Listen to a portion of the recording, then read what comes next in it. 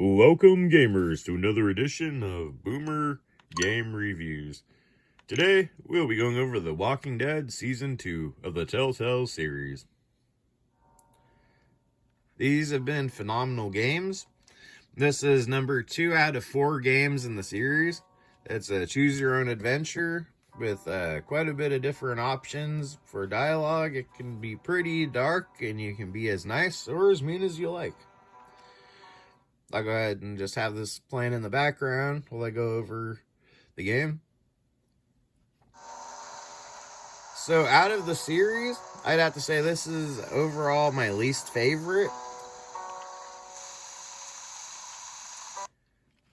It's a phenomenal game, but there's just a number of things that I really thought stood out as being an issue for me. So number one, I think the graphics are the weakest of any of them.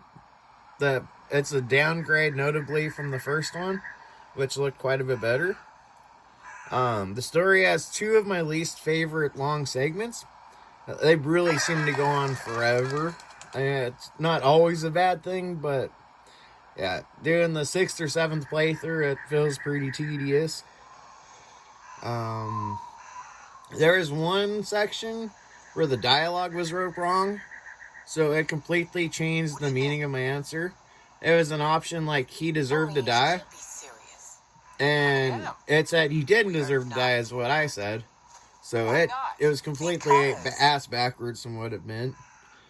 So overall, it's a great story. The audio is great. My main complaint is the graphics. There's a couple issues with the gameplay here and there. So Portable does make this my favorite version of the game, but ultimately, like I said, it's my least favorite in the series, so, I didn't have crazy expectations for it. It's mainly seeing how it runs on the Switch and that there's no hiccups, but yeah, the trees and stuff in the background look terrible. Compared to all the other games in the series, it just, the graphics are so bad, it's distracting. Like, Remember that time at Barstow? I don't really get it. Because the first one looked a hell of a lot better. So, not to really give away any spoilers, but there is at least one person from 400 Days DLC that you can run into in the game. It kind of depends on your options and your choices and whatever. Okay. So I want to get onto the saving section. There's a number of issues where I've had things go perfect and I wanted to see different choices. I, just close the game quick and hop back into a section. But I had that also happen I was about to say it was a great thing. But then towards the end of a chapter, there was a certain issue where I wanted to see the different options and different outcomes. So I clicked out, same as I had before, which worked just perfect. And then instead of it having me continue that scene, it skipped through it. I was like, oh, great. Maybe I just reloaded again. Nope, it put me all the way to the end of that chapter, reloading it again. So what had been a strength, because, there's a number of times, probably 20 or 30, where I reloaded just to do a different option or see the different outcome. And then, yeah, it completely just was not there.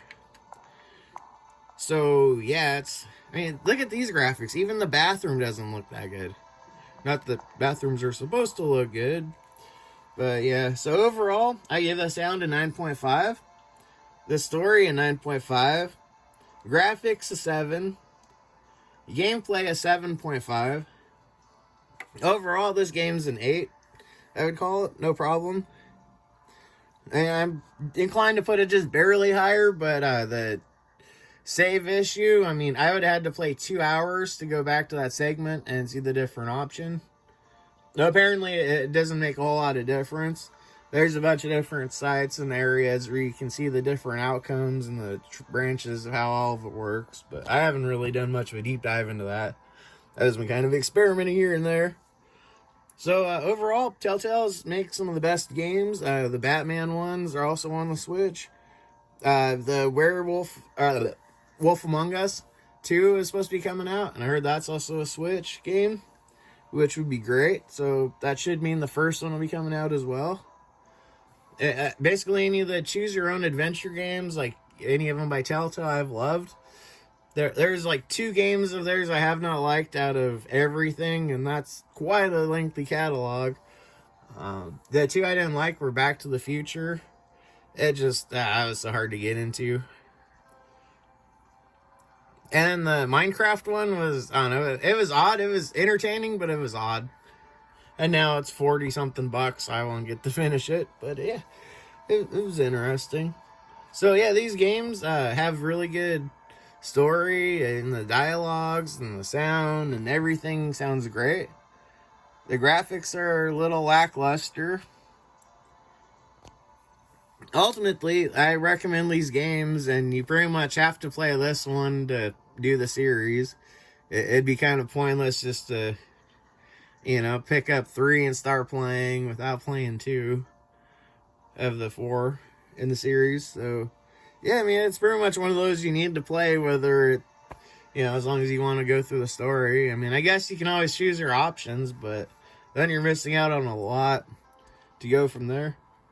This has been Boomer Game Reviews with Season 2 of Walking Dead Telltale series. Yes, it's a great game, but it's got some flaws.